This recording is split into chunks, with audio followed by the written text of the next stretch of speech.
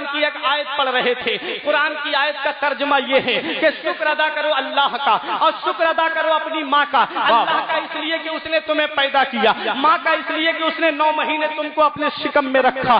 بایزید بستامی کہتے ہیں 2 حق ہوتے ہیں, ایک ہے حقوق اللہ, ایک ہے حقوق العباد, ایک اللہ کے حق اور دوسرے بندے کے حق. اللہ اپنے حق معاف فرما دے یہ اس کی رحمت سے امید ہے, لیکن بندے کا حق اللہ معاف نہیں فرمائے گا.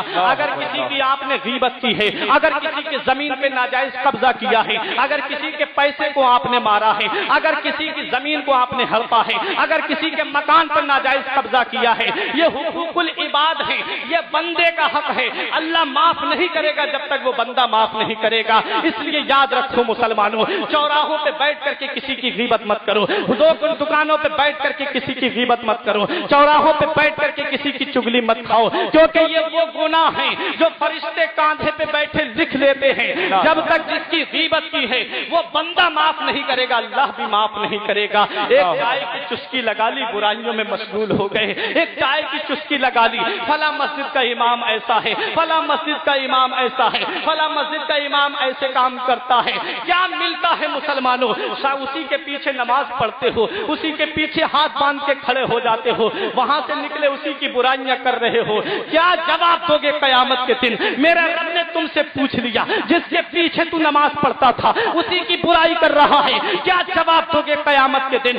نبی نے فرمایا میرے صحابہ غریب کون ہیں؟ بتاؤ غریب کسے کہتے ہیں؟ صحابہ نے عرض کیا آقا جس کے پاس گھر نہیں ہے وہ غریب ہے, جس کے پاس دولت نہیں ہے وہ غریب ہے, جس کے پاس مکان نہیں ہے وہ غریب ہے. نبی فرماتے ہیں غریب یہ نہیں ہے بلکہ غریب وہ ہے کہ قیامت کے دن آئے گا, نمازیں بھی اس کے پاس میں ہوں گی, حج بھی اس کے پاس میں ہوں گے, روزوں کا ثواب بھی اس کے پاس ہوگا, زکات کا ثواب بھی اس کے پاس ہوگا, خیرات کا ثواب بھی اس کے پاس ہوگا, لیکن قیامت کے دن اس حال میں آئے گا اس کے ساتھ میں یہ بھی ملا ہوا ہوگا اس نے کسی کا حق مارا ہے, اس نے کسی کی زمین پہ قبضہ کیا ہے, اس نے کسی کے مکان پہ قبضہ کیا ہے, اس نے کسی کے پیسوں کو مارا ہے.